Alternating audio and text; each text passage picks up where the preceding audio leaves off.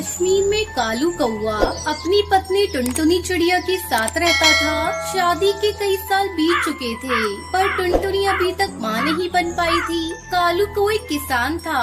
वो अपने छोटे से खेत में खेती किया करता था, लेकिन ज्यादा रासायनिक खाद डालने की वजह से उसका खेत बंजर हो गया था।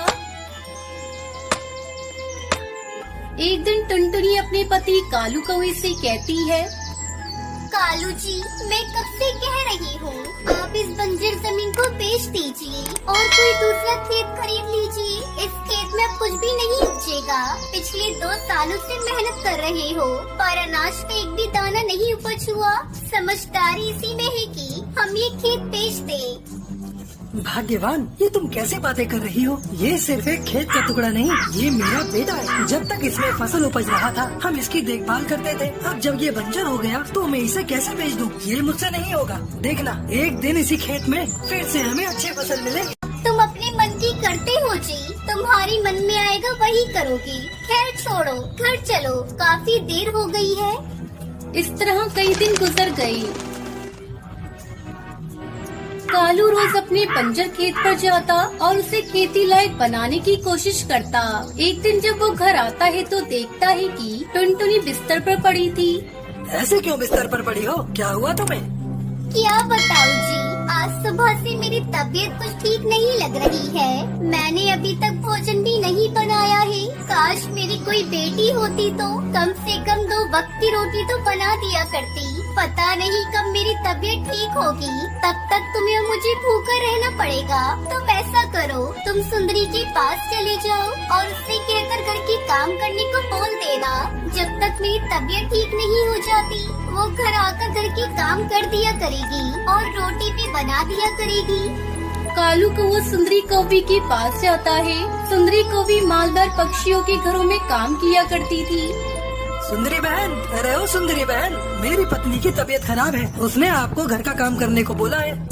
कालू भैया, अब मुझसे ज्यादा काम नहीं होता। कल जंगल में कनाज चिड़िया आई है, बेचारी को काम की जरूरत है, उसे आपके घर भेज देती हूँ।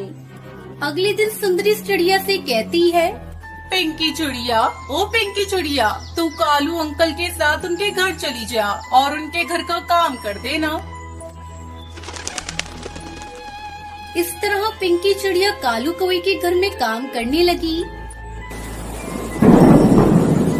अचानक एक दिन तेज बारिश होने लगती है और खेत में पानी लग जाता है।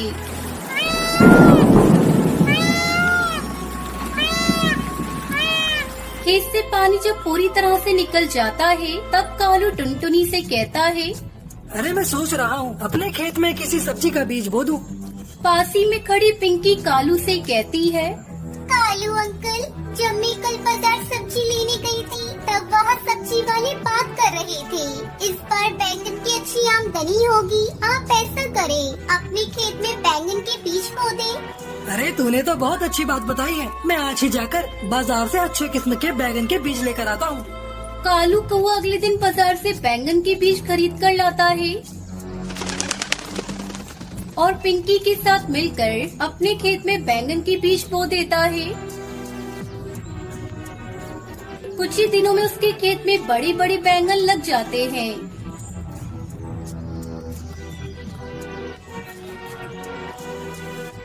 कालू उन बैंगन को बेचकर बहुत सारे पैसे कमाता है। पैसे देखकर उसकी आंखों में खुशी के आंसू आ जाते हैं। सुनते हो जी, मेरे दिमाग में विचार आया है, क्यों न हम पिंकी को गोद ले लें। वैसे भी हमारी कोई औलाद नहीं और इस अनाथ को भी घर मिल जाएगा। इस तरह टुनटुनी और कालू कौआ पिंकी चिड़िया को गोद ले लेते हैं और बैंगन की खेती करके खुशी खुशी रहने लगते हैं। एक गांव था भानगढ़। उस गांव में एक सुंदर सा जंगल था जो तरह तरह के पेड़ पौधों से भरा हुआ था। उस जंगल में एक दिन एक जंगली बिल्ला आ गया जो बड़ा विशाल और बहुत खतरनाक था। उसे देखते ही जंगल के पक्षी इधर उधर भागने लगते हैं। तभी बिल्ला एक कौवे को पकड़ लेता है और उसे मारकर खाने लगता है। वाह, मजा आ गया। भाग लो, कहाँ तक भागोगे? अब जंगल में मेरा राज है। मैं हूँ इस जंगल का राजा। ऐसा कहकर वो और पक्षियों को अपना भोजन बना लेता है। उसी जंगल में एक टूनी चिड़िया अपने पति और अपनी बेटी टुनटुनी के साथ रहती थी। वो परिवार इस बात से अनजान था कि उनके इस प्यारे से जंगल को किसी की नजर लग गई है। एक दिन वो दाने की तलाश में बाहर जाती है। बेटा, हम दोनों दाने की तलाश में बाहर जा रहे हैं, तो तुम अपने घोंसले से कहीं मत जाना, यहीं रहना। ठीक है मम्मी, मैं कहीं नहीं जाऊंगी। ये हुई ना गुड गर्ल वाली बात। मेरी बेटी तो बहुत प्यारी है और बहुत समझदार है। अब माँ बेटी का प्यार खत्म हो गया हो तो चले। अरे एक ही तो मेरी बेटी है, मेरा जिगर का टुकड़ा। ठीक है बेटा, अपना ध्यान रखना, हम अभी जाकर आते हैं। अब टोनी और बंटी उड़कर दाने की तलाश में चले जाते हैं। उन्हें जंगल में आए बिल्ला के बारे में कुछ नहीं पता होता। वो दोनों चुपचाप उड़े जा रहे थे। तभी बिल्लू बिल्ला की नजर उन पर पड़ती है। बहुत दिन हो गए कुछ नहीं खाया, आज ये 2 चिड़िया दिखी हैं, क्यों ना इन्हें ही अपना भोजन बना लेता हूँ। अच्छे काम में देर किस बात की। ऐसा कहकर वो बिल्लू बिल्ला आसमान से उड़ रहे उन दोनों चिड़ियाओं को पकड़ लेता है। छोड़ दो, हमें भगवान के लिए छोड़ दो। ऐसे कैसे छोड़ दूं? हैं? हमें छोड़ दो बिल्ला भाई, हम पर तरस खाओ। मेरी एक छोटी सी बेटी है, हमारे बगैर उसका क्या होगा बिल्ला भाई। छोड़ दो हमें, हम तुम्हारे पैर पड़ते हैं।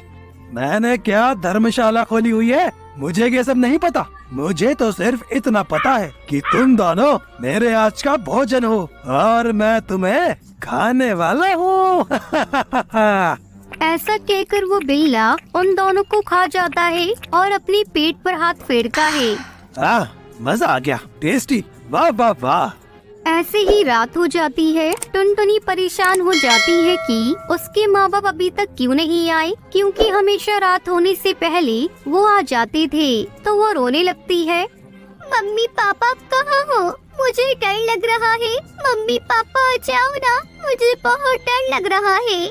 वो रोते रोते सो जाती है। सुबह होने पर भी जब उसके माँ बाप नहीं आते हैं तो वो उन्हें खोजने के लिए निकल जाती है। क्योंकि वो अभी बच्ची थी तो उसके पंख अच्छे से नहीं खुले थे और वो जिस कारण उड़ नहीं पा रही थी, उड़ते उड़ते वो कई बार जमीन पर गिर जाती है। उस बेचारी को कहाँ पता था कि उसके माँ बाप अब वापस लौटकर नहीं आएंगे और अब वो अनाथ हो गई है। उड़ते उड़ते बेहोश होकर गिर जाती है। उस पेड़ पर एक तोती अपने पति तोताराम के साथ रहती थी। टुनटुनी जब उनके पास गिरती है, हाय रे, क्या हुआ इस बच्ची के साथ? वो डॉक्टर कबूतर को बुलाकर लाती है। आप लोग कौन हैं और मेरी मम्मी कहाँ है? बेटा, वही तो हम तुमसे पूछने वाले हैं कि तुम कौन हो और तुम्हारे माँ बाप का नाम क्या है और वो कहाँ रहते हैं। टुनटुनी उन्हें अपने माँ बाप के बारे में बताती है। क्या तुम बंटी की बेटी हो?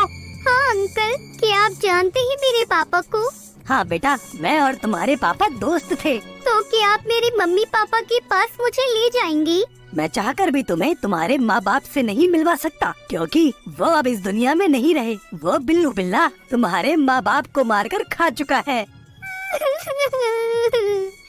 ऐसा नहीं हो सकता, मेरे मम्मी पापा मुझे छोड़कर नहीं जा सकते। अंकल कह दो आप झूठ बोल रहे हो।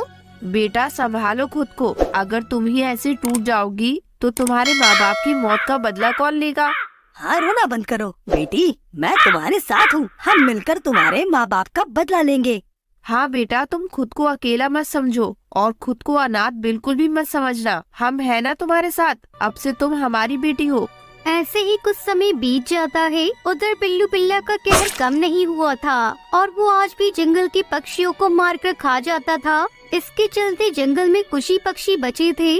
अब इस बिल्लू बिल्ला का पाप का घड़ा भर चुका है। अब सही समय आ गया है।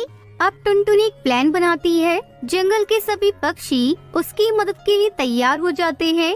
तू मुझे खाएगा, आजा। तुम्हें तो आज मैं छोड़ूंगा नहीं।